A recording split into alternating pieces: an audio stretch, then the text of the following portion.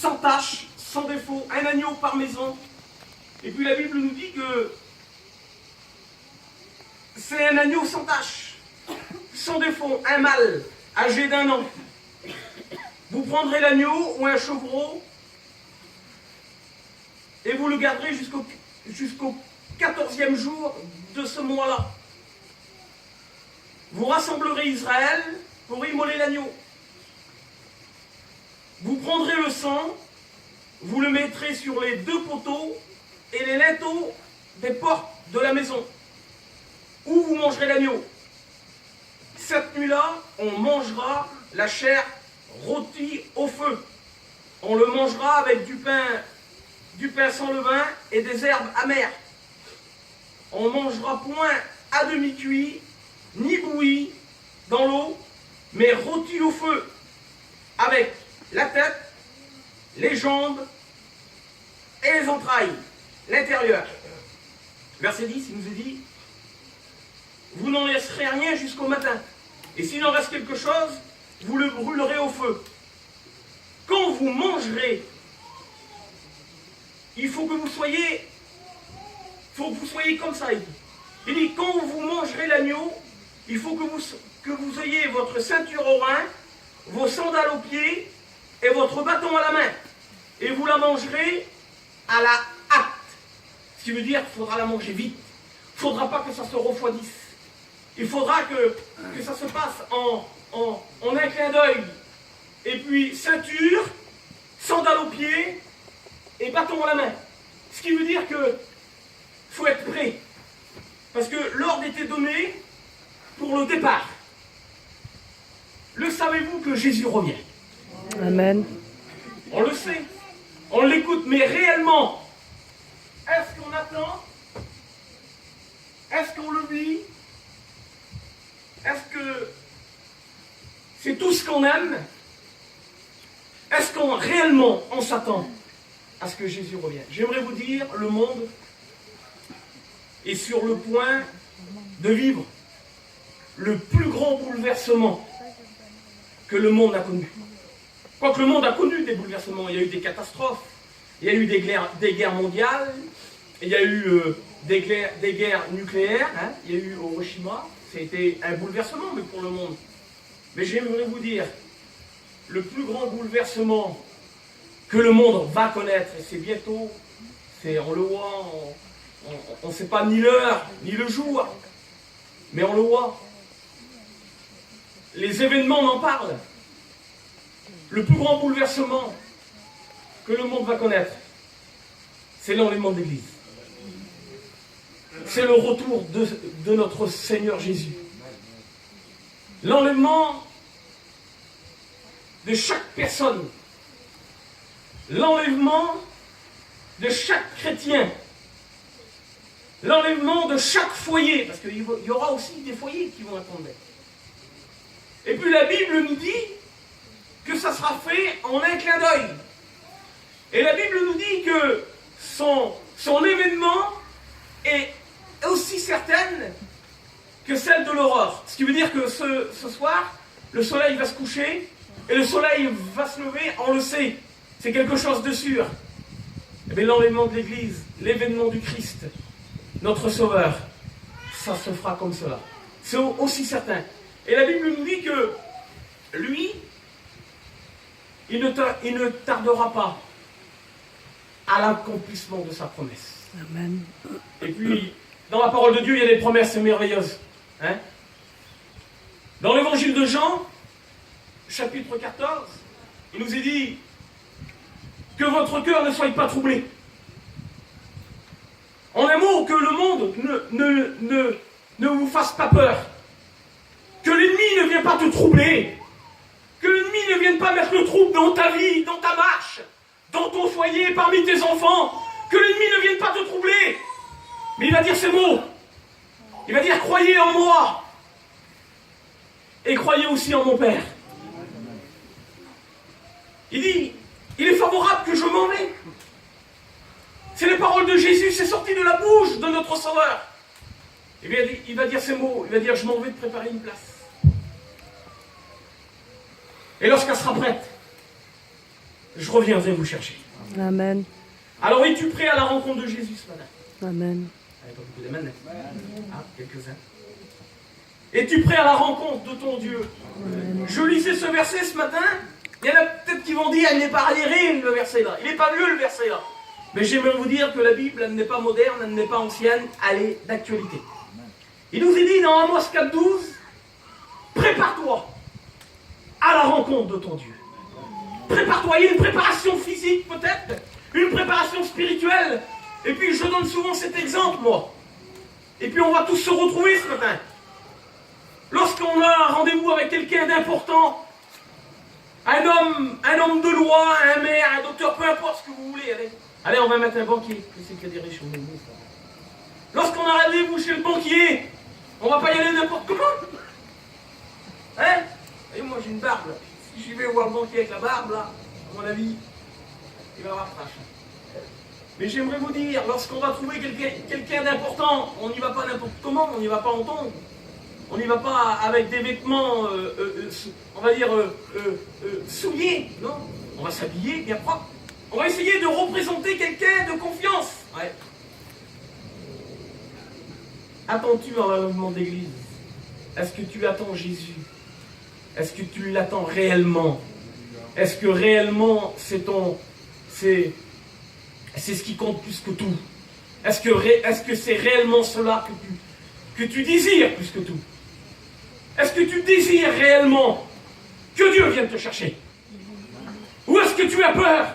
Ou est-ce que tu vas regretter la vie que nous possédons? Vous savez ce que dit la Bible? Que sur la terre, nous sommes un passage. Lorsque Jésus va dire, je vais vous préparer une maison, et lorsqu'elle sera prête, une place, lorsqu'elle sera prête, je reviendrai vous chercher.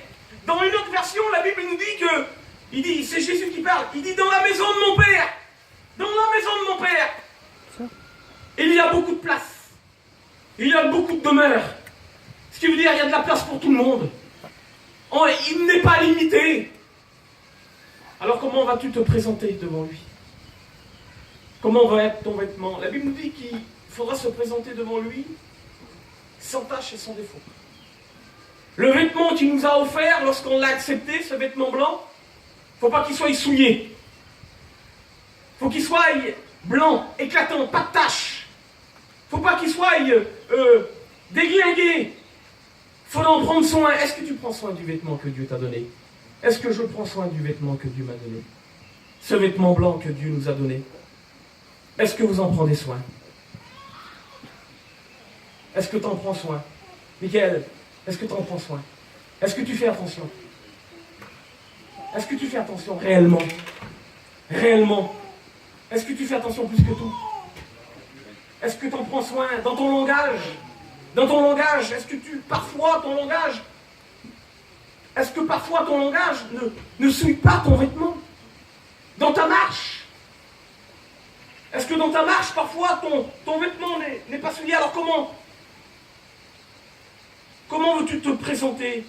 Et dans une autre version de Bible, il nous est dit, présente-toi. Quelle beauté, Seigneur. Présente-toi devant l'Éternel, ton Dieu. Présente-toi. Me voici, Seigneur. Là, c'est lorsqu'on l'a accepté. Me voici, Seigneur. Avec mes défauts, mon comportement bizarre, mon langage étrange. Je n'étais pas beau. Spirituellement, je n'étais pas terrible. Mais Seigneur, je me présente tel que je suis. Alors, vous savez ce qu'il a fait, lui? Il nous a enlevé tout ce qui était mauvais, là. Et puis il nous a mis un habit neuf. Amen. Il nous a mis, qu'est-ce qu'il y a de plus beau? Vous savez, lorsque le fils prodigue va s'en aller, et lorsqu'il va revenir, le père va le voir arriver de loin, lui. Et puis lorsqu'il va le voir arriver de loin, il va appeler ses serviteurs. Il va dire, vite, amenez ce qu'il y a de mieux. Amenez ce qu'il y a de plus beau. Amenez la plus belle robe. Amenez ce qu'il y a de mieux. Amenez ce qu'il y a de plus beau. Ah, il ne va pas le réprimander, non. Puis, l'attitude du fils, c'est quelque chose de merveilleux. Il va reconnaître son état, il va dire, moi, je ne mérite rien. Je suis parti, j'ai fait ce qu'il ne fallait pas faire. recueille-moi et traite-moi comme l'un de tes serviteurs. Voyez? Traite-moi comme l'un de tes serviteurs. Pourtant, c'était le fils de la maison. Pourtant, il avait tous les droits. Pourtant, il pouvait ouvrir le frigidaire et se servir. C'était le fils de la maison. Moi, j'ai 3 merveilleux enfants, et puis lorsqu'ils ont besoin de boire ou de prendre quelque chose, ils ne me demandent pas la permission. C'est normal. C'est les enfants de la maison. Ben lui, c'était l'enfant de la maison. Et puis lorsqu'il va revenir vers le Père, là, il dit non, je ne mérite pas. Il dit j'ai péché contre le ciel et contre toi. Je te désobéis. Mais il dit traite-moi comme l'un de tes plus petits serviteurs. Et le Père, rempli d'amour, il va dire non. Il va dire à ses serviteurs, amenez vite la plus belle robe. Regardez comment c'est beau. Amène vite. Il va le revêtir du plus beau vêtement. Il va lui mettre une paire de sandales à ses pieds et une anneau à son doigt. C'est la réconciliation avec Dieu. Amen. Amen. Alors on a un rendez-vous. On a un rendez-vous qu'on ne peut pas louper. Alors vous savez, j'ai peut-être des mots un peu durs ce matin, mais c'est Dieu qui me les a mis sur mon cœur comme cela, et puis je vais les... Hein, je vais vous dire, on ne rentre pas au ciel avec de l'apparence. Lorsque Jésus va venir sur les nuées, il va prendre ceux qui lui appartiennent. Ceux qui sont déguisés, il ne le prendra pas. Ceux qui ont un beau langage, mais leur cœur éloigné de lui, il ne le prendra pas. Alors j'ai pris quelques textes, hein, je vais essayer de les commenter ensemble. Il y a un texte qui nous dit, lorsque les noces vont avoir lieu là, il y a des gens qui vont se présenter devant lui. Et puis lorsqu'ils vont se présenter, ils vont faire un rappel. Il va dire, Seigneur, nous, en ton nom, c'est grand, Yo, en ton nom, on dit, on a chassé des démons. En ton nom, on dit, on a guéri les malades. En ton nom, on a fait des prodiges et des miracles. En ton nom, c'est quand même assez important. Et il va dire, arrière de moi, je ne vous connais pas. C'est l'apparence. Et dans un autre verset qui est merveilleux, il va dire, Seigneur, il dit, on a mangé et bu avec toi. Là, c'est quand même intime. Hein. On a mangé et bu avec toi. Il dit, ouvrier d'iniquité, je ne vous connais pas. Ce qui veut dire que, avec l'apparence, mes frères et sœurs, ce matin, avec l'apparence, on ne va pas au ciel. Faut pas se tromper. Faut pas se leurrer. Vous savez comment on va au ciel? Avec des efforts. Et avec un cœur sincère. Avec un cœur sincère et avec des efforts. Alors manger, boire, chasser les démons. Alors je me suis dit, Seigneur, comment à notre époque, nous, moi, Ruben, je peux manger et boire avec Jésus?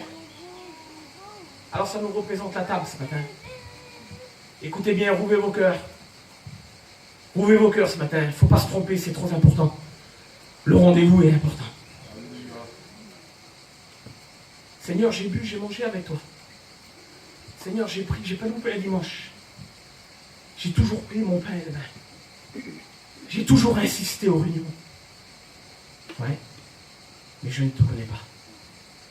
Arrière de moi. Pourtant, tu as participé. Tu as bu, tu as mangé avec lui. Ça nous représente la Sainte Seine. Ça nous représente le pain et le vin. Alors la Bible nous dit qu'il va lier. Regardez comment c'est beau. Pour ceux qui vont partir, pour ceux que ça va être compliqué pour eux, ils vont lier les pieds. C'est-à-dire qu'ils ne pourront même pas se défendre. Ils vont lier les mains et les pieds. Et la Bible nous dit ces mots. C'est des mots forts. Mais c'est pour me faire prendre conscience à moi. Que je ne dois pas vivre n'importe comment. Que je dois pas marcher n'importe comment. Et que je ne dois pas parler n'importe comment. Ils vont y lier les pieds, y lier les mains et les pieds. Et ils vont le jeter au dehors. Dans les temps de feu des ténèbres. Alors ça nous donne à réfléchir ce matin. De ne pas vivre n'importe comment. De ne pas marcher n'importe comment. De faire des efforts, de faire une remise en question. Il y a un autre verset aussi qui est fort. Il dit, c'est toujours dans le même contexte. Il se présente, lui. Et puis Dieu lui parle. Et puis Dieu va donner un ordre. Il va dire, on donnera, écoutez bien, hein, on donnera à celui qui a, et il dit, on ôtera à celui qui n'a pas. Alors je lisais ça ce matin, et puis je me disais, Seigneur, on peut donner à celui qui a. Il n'y a pas de problème, ça. Mais je me suis interrogé, qu'est-ce qu'on peut ôter à celui qui n'a rien? Qu'est-ce qu'on peut ôter à celui qui n'a rien? Moi, je sais que lorsque c'est dans mon cœur, et c'est la foi, lorsque je vais me présenter devant mon Sauveur, je sais qu'il va me donner une couronne. Je le sais, ça. C'est une promesse.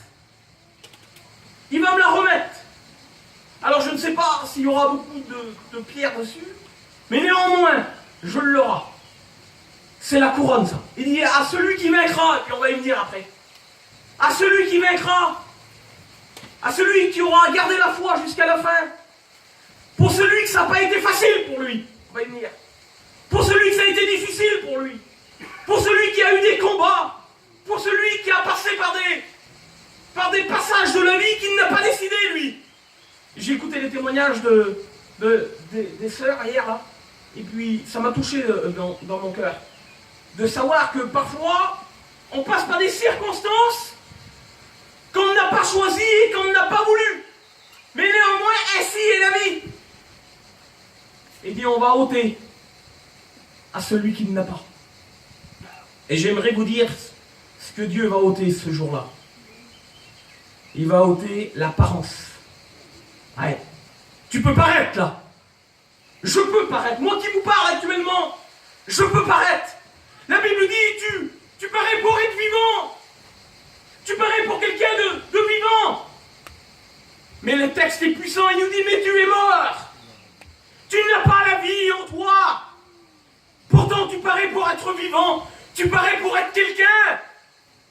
Mais lorsque Dieu regarde au plus profond de ton cœur, il n'y a pas la vie. Tu parais pour être vivant, tu parais pour être quelqu'un. Mais tu es mort. Et la Bible nous dit, il ôtera celui qui n'a pas. Alors là, devant Dieu, tu ne pourras pas paraître. Il va te ôter l'apparence. Il va te ôter pour ce que tu es pas. C'est spécial quand même. Sam, c'est spécial. Hein, il va ôter l'apparence. Moi, je peux passer pour un grand, blond, aux yeux bleus, avec des grands cheveux, c'est pas vrai. Je peux le dire jusqu'à demain. Les gens me diront, mais non, tu n'es pas comme ça. Tu es petit, très bronzé et sans cheveux. Mais non, moi je suis comme ça, non. Non. Arrête de te mentir à toi-même. Eh oh, arrête. Parce que un jour viendra, la Bible nous dit, qui prendra ceux qui lui appartiennent. La Bible nous dit qui prendra ses véritables enfants. Et puis bien souvent, les serviteurs donnent cet exemple, Amio, donne cet exemple souvent. Lorsqu'on part, moi je prends mes enfants, je ne vais pas prendre les enfants des étrangers, quoique s'ils les laissent. Mais c'est un exemple qu'on donne souvent, ça. Je prends ce qui m'appartient. Ah oui, je ne vais pas prendre ce qui ne m'appartient pas, c'est pas à moi. Je prends ce qui m'appartient. Eh bien, j'aimerais vous dire, mes frères et sœurs, et puis je vais peut-être donner des noms ce soir, faut pas se vexer. Et puis c'est un avertissement. Il y a mes parents, moi, qui sont là. Et il y a mon frère. Et il y a mon fils, et il y a ma compagne. Alors, je leur dis ça, moi. Parce que prépare-toi à la rencontre de ton Dieu. C'est personnel, c'est moi. Je me prépare. Christophe, c'est personnel, c'est moi. C'est personnel. Prépare-toi, c'est moi, oui, c'est personnel, je me prépare, Seigneur. Jésus a habité dans ma vie, il m'a donné un vêtement, c'est quelque chose de merveilleux. Prépare-toi à la rencontre de ton Dieu. Ton foyer, es-tu prêt? Est-ce que ton foyer est prêt à la rencontre de Jésus? Est-ce que tu fais tout? Est-ce que tu fais des efforts pour que ton foyer soit prêt à la rencontre de ton Dieu? Est-ce que tu passes des moments de prière? Est-ce que tu passes des moments dans sa présence? Est-ce que tu dis, Seigneur, viens sauver mes enfants? Et je donne cet exemple, et vous allez vous reconnaître. J'en parlais l'autre jour avec Sam. Regardez, lorsque notre corps physique est malade, je ne veux pas rappeler de mauvais souvenirs ce matin, mais on le fait avec un cœur gros comme ça, vous comprenez bien. Et je me prends pour exemple, si demain, moi, j'ai un enfant qui est malade, je vais prier, et je vais implorer mon Dieu, parce que je sais que mon Dieu, lui, il est tout puissant, et il a le pouvoir de le guérir, je le sais. Je le sais, on le fait. Lorsque dans nos foyers, que ce soit l'homme ou la femme, passe par la maladie, on les voit et puis on le sait. On va prier, on va invoquer Jésus. Un jour, un homme, il dit, j'ai tellement souffert dans ma vie. Il passait par le problème de la vie. Il dit, je partais dans les montagnes, dans les lieux déserts, dans les lieux où il n'y avait pas de maison, où personne ne m'écoutait. Et il dit là, je criais, ça me soulageait. Je criais à Dieu. Eh oui. Lorsqu'on passe par les problèmes de la vie, mes frères et sœurs, on crie à lui, puis la Bible nous l'enseigne en plus. Il dit, faites connaître vos besoins en tout temps. Il dit, priez, criez à moi, et vous verrez si moi je ne coupe pas les écluses du ciel. Ouais. Ça c'est pour le corps physique. Mais lorsqu'on a un jeune garçon ou une jeune fille, lorsqu'on a nos enfants que le diable a mis la main dessus, est-ce qu'on a la même attitude? Est-ce qu'on prie? Est-ce qu'on pleure? Est-ce qu'on crie à Dieu? Est-ce qu'on va dans les lieux déserts et puis qu'on dit, Seigneur, Seigneur, Seigneur, viens bénir, viens sauver mon fils, ou viens bénir mon foyer? Est-ce qu'on le fait réellement? Parce qu'en réalité, j'aimerais vous dire, mes frères et sœurs, ce matin, on donne plus d'importance au corps physique qu'à notre vie spirituelle. On donne plus d'importance à notre vie terrestre qu'à la maison que Dieu nous a préparée. On passe plus de temps à se préparer quelque chose sur la terre qu'à préparer notre âme, à préparer notre être intérieur, à aller à sa rencontre à lui. Vrai ou pas vrai? Qui c'est qui est capable de me dire le contraire? Vrai ou pas vrai ce que la Bible dit ce matin, Mio? Eh oui. Et puis un jour, moi j'ai passé par un petit moment d'angoisse. Et c'est pour ça que je vous en parle ce matin. Les enfants ont grandi, moi. Et puis je les voyais vadrouiller de droite de gauche. Et puis je priais mon Seigneur. Je disais, Seigneur, touche le cœur de mes jeunes. Et puis, je priais avec une attitude, vous voyez, des bouts des lèvres. Et puis un jour, Dieu m'a donné cet exemple. Il me disait, Ruben, tu pries pour ton fils, tu pries pour ta fille, tu pries pour tes enfants. C'est normal, il dit ouais. Mais il dit, demain, s'il serait atteint d'une maladie incurable, ta prière, comment qu'elle serait? Ta vie avec moi, comment qu'elle serait? Ta marche avec moi, comment qu'elle serait? Tes efforts de chaque jour, comment qu'elle serait? Parce qu'on donne plus d'intérêt à la vie terrestre qu'à la vie céleste. Et pourtant, c'est le plus important. Dieu bénit, Dieu guérit, Mounara, Dieu bénit, Dieu guérit. On le fait, on l'a vu maintes et maintes fois. Lorsque nos proches sont atteints, on prie le Seigneur que Dieu les bénisse. Mais le plus important, mes frères et sœurs, prions pour que Dieu sauve leurs âmes. Amen. C'est le plus important. Prions pour que Dieu touche leur cœur. Alors ça, c'est dans le foyer. Prépare-toi à la rencontre de ton Dieu dans ton foyer et dans ta maison. Dans la maison, c'est plus grand. Comme je l'ai dit tout à l'heure, il y a mes parents, mes frères et sœurs qui sont là. Prépare-toi. Alors je dis, moi, et je n'ai pas honte ce matin, il y a mon père qui est là. Prépare-toi à la rencontre de Jésus. Amen. Il y a mon frère qui est là. Je lui dis, je n'ai pas honte, c'est ma maison. Si je ne peux pas parler à ma maison, comment voulez-vous que je parle à d'autres? Je donne des ordres à ma maison. Il y a mes parents qui sont là. Préparez-vous à la rencontre de Jésus. Amen. Il y a mes cousins et mes cousines qui sont là. Je n'ai pas honte ce matin. Préparez-vous à la rencontre de Jésus. Il y a des amis qui sont là ce matin que je vois, que je connais. J'aimerais vous dire, prépare-toi à la rencontre de Jésus. Lolo, prépare-toi à la rencontre de Jésus. Prépare-toi. Ruben, c'est mon fils. Puis les jeunes, vous savez, c'est des jeunes. Des fois, ils sont tiraillés un peu le monde. Hein? Alors, bien souvent, j'ai dit, mon fils, prépare-toi à la rencontre de Jésus. Il y a ma compagne qui est là. C'est plus personnel, moi, je me prépare. Mais prépare-toi à la rencontre de Jésus. Il y a Tyson avec son petit foyer et son petit bébé là. Prépare-toi à la rencontre de Jésus.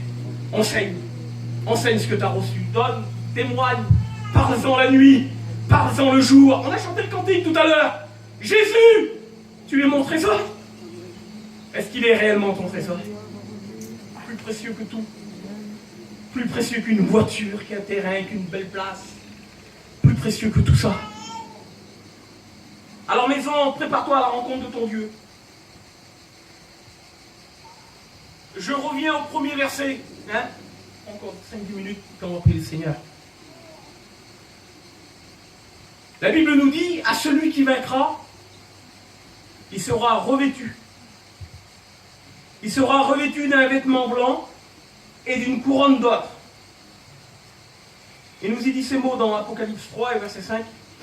À celui qui vaincra, il sera revêtu d'un vêtement blanc. Regardez combien que c'est important. Il sera revêtu d'un vêtement blanc. Son nom ne sera point effacé du livre de vie. Je confesserai son nom. C'est Jésus qui parle. Devant mon Père et devant les anges. C'est quand même important. Mais c'est à celui qui vaincra. Alors qu'est-ce qu'on a à vaincre? Qu'est-ce qu'on a à vaincre ce matin? La Bible dit, vous n'avez plus. C'est la Bible qui dit, c'est pas moi. Il dit, vous n'avez plus à combattre contre la chair et le sang, quoique elle nous fait la misère. Vous n'avez plus à combattre contre ça.